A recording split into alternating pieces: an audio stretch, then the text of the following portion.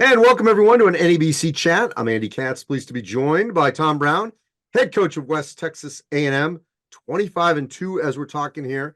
One game left before getting a Lone Star, and then the NCAA's ultimately potentially culminating in Evansville, Indiana. Tom, let's talk about clinching this regular season title, where this team is at as you head down to the final week of the season into the conference tournament and ultimately the postseason. Sure. And thanks for having me on. It's a pleasure and an honor to be on here with you. And, right now we're 25-2. We're 19-1 in our conference. We just lost this last weekend. Tough lost by one. Our other loss was by one as well, and kind of got nipped there as well. But we did win the Lone Star Conference. We've got 2 games left against our kind of a rival, Lubbock Christian, and those guys do a great job. And it'll be, I'm guessing we're going to have 3,000 people in our gym. They'll have quite a few down at theirs, and it's just a home and home on Thursday and Saturday. And then we go over to the conference tournament in Frisco, Texas. And the Lone Star Conference does a great job of running the Lone Star Conference tournament over there, and the top 8 teams make it. We're the #1 seed right now. And so, it's a great way to kind of get you ready for that March Madness in the final 64 teams. In Division II, 64 teams make the tournament. And if you're the #1 team in your region, you get to host. We're fighting right now with a couple other schools, not fighting, but competing with a couple other schools to host our region. And hopefully, whether we host it or not, can get out of our region, because our region is very tough with Mesa and DBU and Fort Lewis and some of those schools. And once you get in, this, it's March Madness. Anybody can win at any given time. So let's educate some people here. Sure. Um, Obviously, in the mainstream narrative, it's all about D1.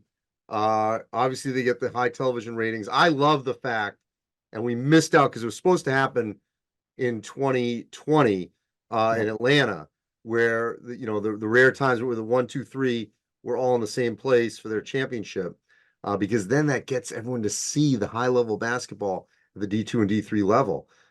So I think that's a miss. It was unfortunate. Hopefully, we'll come back on a more regular basis. And I know they need the right venue for that. But let's educate people about this tournament and this level, the intensity, the passion that still exists, maybe without 70,000 people or 25,000, but it's still there on a daily basis, especially in the postseason. Yeah, there's no question about it. And there are some great rivalries. And so what you have to do in Division II, you have 8 regions, and it's different conferences. And we're with the Rocky Mountain. Some regions that have smaller conferences will have 3 conferences in a region. And you play those teams quite a bit. They do a conference challenge at the beginning of the year, with different teams in your region to try to get you to be able to have some comparison to see who can get into the tournament at the end, because there is a committee. They do pick it. Normally just goes by the numbers, but there's definitely some wiggle room in there, and some teams get in, that play a tougher schedule, and they might not have a record as good as some others. But again, you have to kind of try to figure that out. But the top team in each region gets to host. So those other 7 teams come in, they come to your place, and there's, basically a little Elite 8 to get to the Elite 8. And the Elite 8, like you said, is in Evansville, Indiana. And that's the goal of every Division II team, is to get to the Elite 8. And then if you can get there, you win 3 games, you're national champs. And Evansville has been doing a great job, and that'll get kind of moved around. And like you said, Andy, it is awesome. And we've done it before, when the Division II, Division III schools can play, that Friday, Sunday, wherever the big boys are playing, whether that's Indianapolis or Phoenix this year or wherever, because then those basketball nuts, they go to that game. And I think the last time we did that, there was 15,000 people at that national championship game. And it's a great event. We went down a couple of years ago and made the Elite 8. We played in Evansville. In our draw, we were the #2 seed. Our draw was Southern Indiana. Well, that's their home court. And we had a good crowd there. We had probably 65 of our screaming fans there. They had 14,000 of their screaming fans playing in the Ford Center. and we got beat, but it was a great environment, and I'll never forget it. It was a lot of fun. And that's what college kids want to play in front of. They want to play in front of the fans. They want to play on the big stage. And at our level, some of the biggest games are those regional finals to get to the Elite Eight because it's at the host school, most likely at the host school, and the hometown, crowds get there, and it's great excitement and environment. And that happens at the Division III level as well. And I don't care if you're good at Division III, you're good. If you're good at Division II, you're good. Our former school that I was at, we were 38-1, tied the NCAA record for most wins. And we won the national title that year. Our one loss, Andy, St. Thomas, when they were Division III. Okay. And we were Division II. And our only loss was to the Division III. And they were really good. I think they made a Final Four that year. But basketball sometimes doesn't always hold, the divisions don't always hold true. And, over the long haul, yes, Division I is definitely, that the Big East and the Big Ten and the Big 12 and some of those conferences are just incredible. But, if you're a good Division II, good Division III, you can play with some schools. The world that D1 is in right now, a lot of people complaining, NIL, transfer portal. What's life like right now for a highly successful D2 coach / program in this new world that we're in that is being covered more extensively at the D1 level? That's a great question. And it's kind of the haves and the have-nots. And in our conference, there's some schools that don't have the facilities, or they don't have this, or they don't have that. But we are, it's in our conference. I know there's some schools that are giving out some NIL money. We don't have it here at our school. Student athletes can get it, and they can get it on their own. But we don't have a collective, or we don't have anything, and we just don't have that. What we try to offer is a great education, great facilities, and we're trying to win a national title and have a lot of fun. And that's how I've always done it. Would I like to be involved in the NIL and all that? I don't know. There's some headaches there, definitely, for sure. But it would be nice if we had it.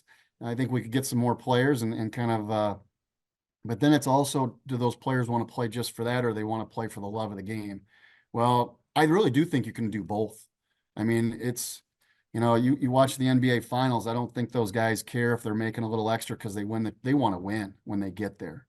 And the true competitor, the true athlete, the true, person, they want to win a national championship, whether it's Division I, II, or III. So I don't know if that always, I don't know how much that's going to really affect Division II or Division III right now. All right, before I let you go, let's educate people on your team. Sure. For your team to win Lone Star, to be in that Elite Eight in Evansville, who has to play at a high level, and what must you do defensively to make that happen? Well, that's a great question. Like I said, we just got beat, and it's watching the tape again. Nobody played real well, but we had one player, Ryland Holt. He went 6 for 7 from 3 in the second half, and he is a phenomenal player, great defensive player for us, and he played well. If you just look at the stats, but we didn't play well as a team, and there's a domino effect or a trickle down, and we need our starting 5 to really play well, and then our bench to be able to come in and help us out. We don't really expect our bench guys, to be world beaters, but they need to come in and play their role. And whether that's, come in and give us some offensive spark, or if they're a great defensive player, because at our level, sometimes you'll get guys that are really good defensive players. Maybe they struggle a little bit on offense, and you really got to play your role. And I think right now, if we can get back to that, and we kind of had a stinker, so to speak, this last game, and it kind of hurt. But we've got to play well. Larry Wise is a potential National Player of the Year. Zach Toussaint is a guy that you'd love to have on your team. He's 5'10", only 150 pounds, but he's hit so many big shots for us. And I mentioned Ryland Holt. Ahmed Mohammed out of Phoenix is just one of the best kids you can have on your team. And he played really well all season. And again, as a team, we just didn't play our best this last game. And Andy, when you're number 1 in the country, everybody's coming after you. And we Yep. held that for five weeks.